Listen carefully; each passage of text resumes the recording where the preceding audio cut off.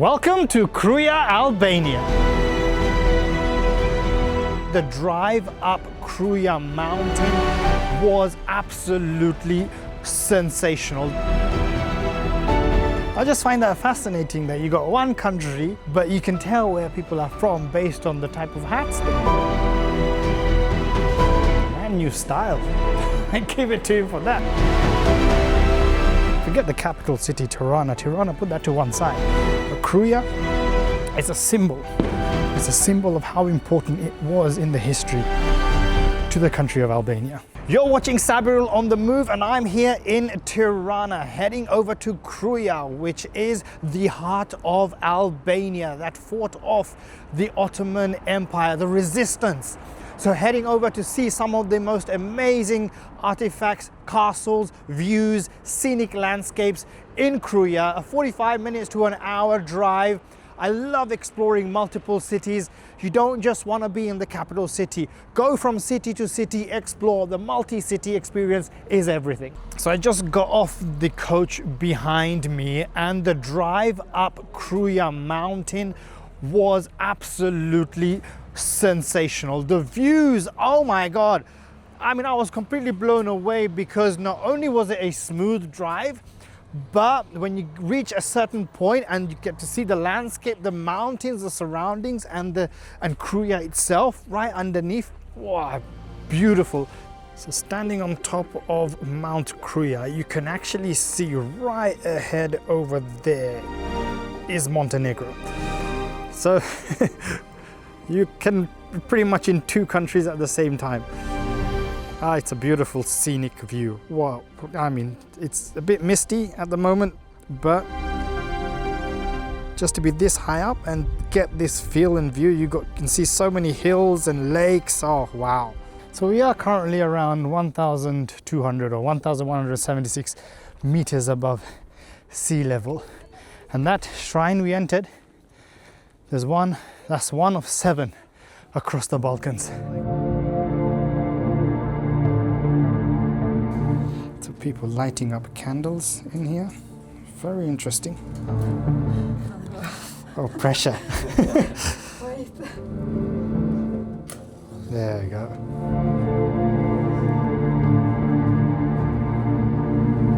A mystical form of Islam, and it's not practiced in any other parts of the world apart from here, or used to be practiced here in Albania. But getting up those stairs, always tires me out. So with the Sari Salltik temple done, we are now heading to the bazaar. And this particular bazaar is one of the oldest bazaars in Albania that even resisted the Ottoman Empire or the Ottoman era. So should be quite exciting, still run by local families. Looks like we're entering through a bit of a tunnel that leads to the bazaar. So this is the start of the bazaar right behind me. It's around 400, maybe 500 years old, that resisted the Ottoman era. But a lot of the supplies back in those days used to supply Kruja Castle, which we'll be heading to slightly later. And especially when Skanderbeg himself, the national hero, fought off the Ottomans. So whatever was selling back in those days was supplied from here. But today you can see these are all local families who are selling rugs, souvenirs, tourists coming over here. I mean, nice items that people typically purchase when you're going to a bazaar. So what you see here is 3 different hats, all representing Albania. So you got northern Albanians who wear this with a bit of a round. No original. Okay, the original. Okay. So you got northern Albanians who wear this. You got the central Albanians who wear this. So you can see a bit more curve here, a bit more flat here. And then you got southern Albanians who wear the pointy one at the top. I just find that fascinating that you got one country, but you can tell where people are from based on the type of hats they wear. It's really cool.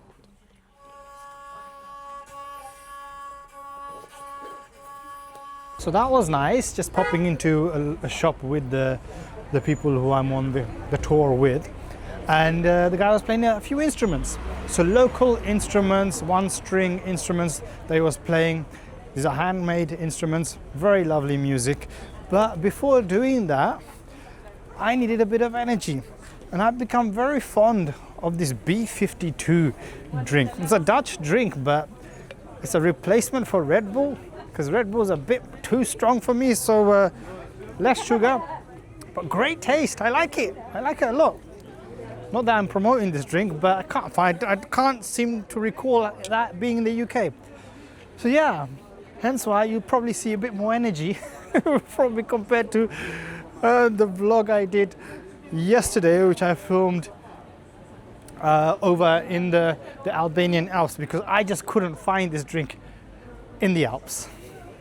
Yummy, yummy.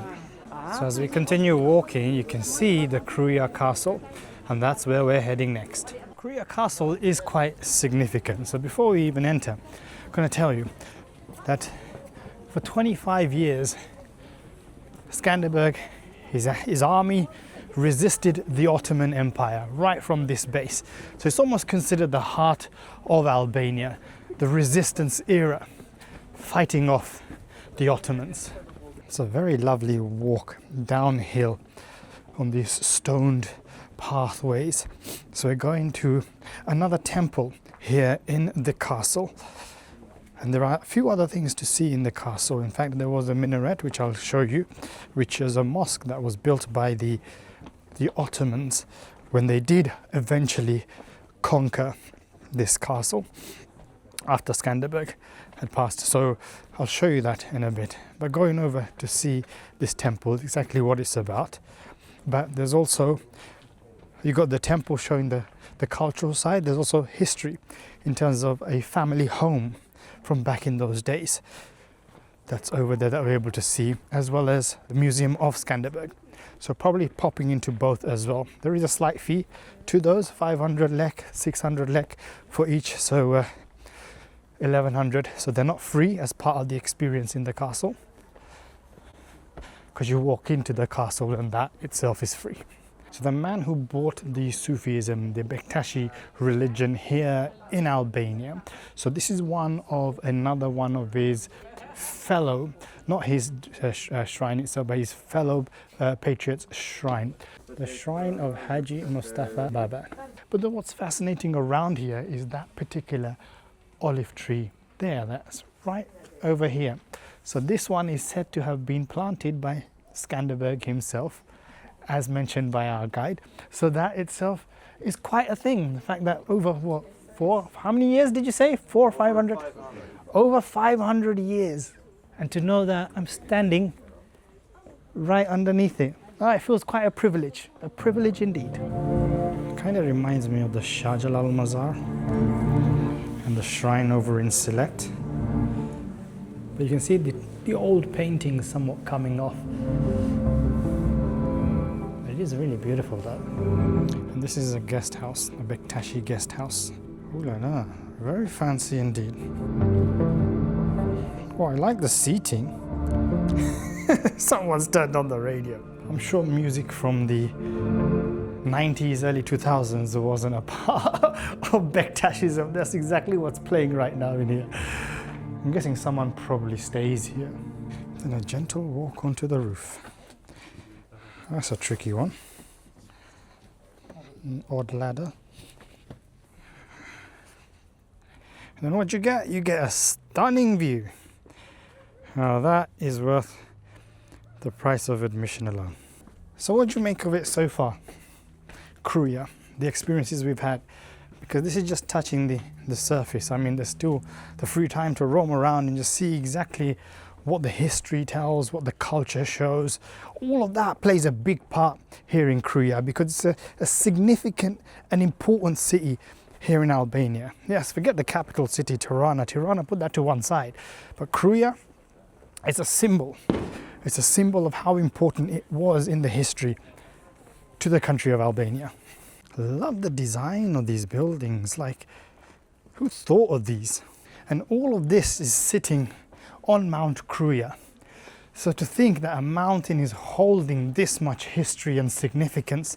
This mountain, by the way, is made from limestone. So produces a lot of water, or has produced a lot of fresh water over the years. I'm going back up back to the entrance part of the castle because I want to show you that minaret which the Ottomans built, which has now been damaged because that used to be a mosque, which is why you build minarets. But it held quite significance, especially when the Ottomans did eventually take over after Skanderbeg himself passed away. So there's the minaret, as I mentioned, and this used to be the mosque, all destroyed and damaged over the years. So it's no more, but it is a symbol and a history holding great significance. Welcome to Kruja. Wow, this is positioned so nicely, and with the Skanderbeg Museum just there and Kruja with the national flag above it. Wow, beautifully positioned. Let's take a walk upstairs before going into the museum. So for those of you planning your trip to Albania, Kruja is one of those places to visit because it holds so much history and culture. But when you are here in Kruja Castle, not only does it have the museums, the houses, the old historic story behind the Bektashi religion, but it also holds two very fancy restaurants in here as well. So literally everything you can have with the bazaar just outside. It's quite an experience on top of a mountain, mind you. So you just can't lose. So got my ticket, 500 lek, let's go inside. So scan the ticket, come on, there we go. And that's me entered. The national hero and his army, Skanderbeg. That's him right there. So I'm now inside the museum, and his full name is George Castrioti Skanderbeg. And why it's called Skanderbeg, in fact, there's links to the Ottoman era because he was actually raised in Turkey by the Ottomans. How? He was in fact kidnapped when he was young. So as a child, a lot of the Albanians were, and those within the Balkans were kidnapped by the Ottomans. And so he was raised by the Ottomans during childhood. So raised in the sense that learning how to fight, learning how to all the skills and tactics that he knew, so all the secrets that were taught by the Ottomans himself to Skanderbeg, he used against them as he grew up. So that in itself was what led to the resistance fighting, because he knew the inside out of what the Ottomans were actually capable of. So for that period of 25 years, he did really well, hence the national hero title. And what you see right in front of me is Skanderbeg's sword and his helmet. That's a fascinating design. A metallic helmet with a goat's head. The man knew style. I gave it to him for that, a goat's head on his helmet. That's something unique. So as I mentioned, the name Skanderbeg itself comes from the Turkish or Arabic term Iskander. Iskander comes from the term itself of Lord Alexander, which derives from Alexander the Great. So he was considered, or the term Skanderbeg, Iskander, was compared to the likes of Alexander the Great. And one of the nice things about the museum is you get to get a rooftop view as well. Oh, yay. Look at that.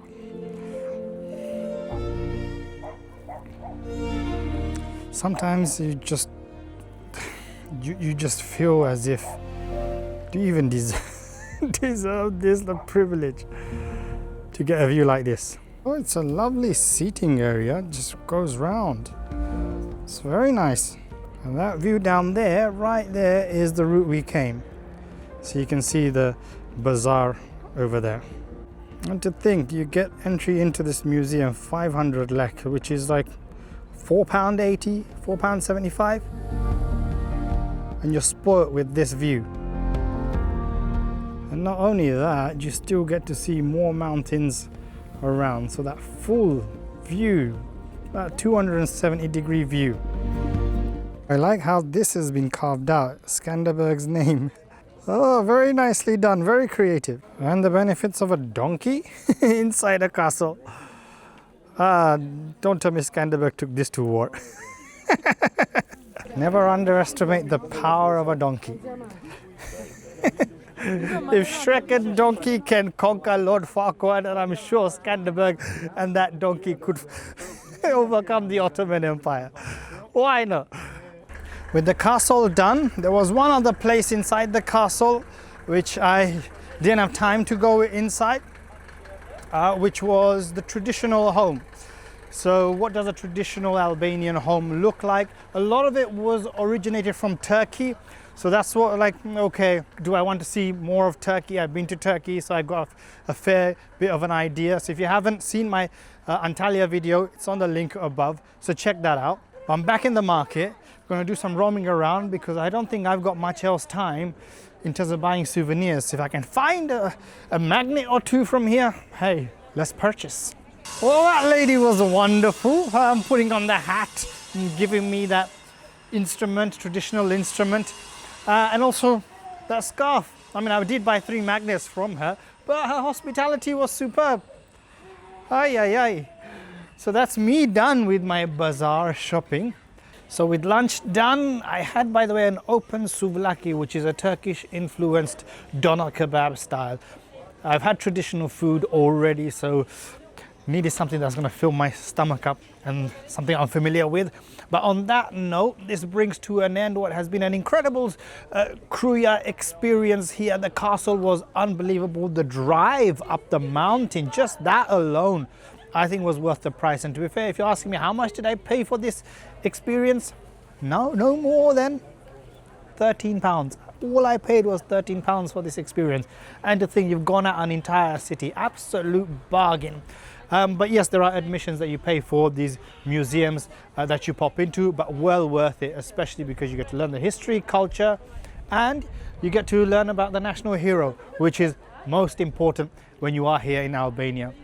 So the rest of the crew I'm with are right here, so we're just about to get onto the coach and head back to Tirana. Thanks very much for watching, and this isn't my last video, by the way. We've got one more coming up which will give you the most Instagrammable spot in Tirana, and you don't want to miss that one. See you on my next video. Next time on my final tour of Albania, I hike the Gamti Mountains, witness jaw-dropping views, and struggle with this. My shoe's stuck. My shoe is stuck.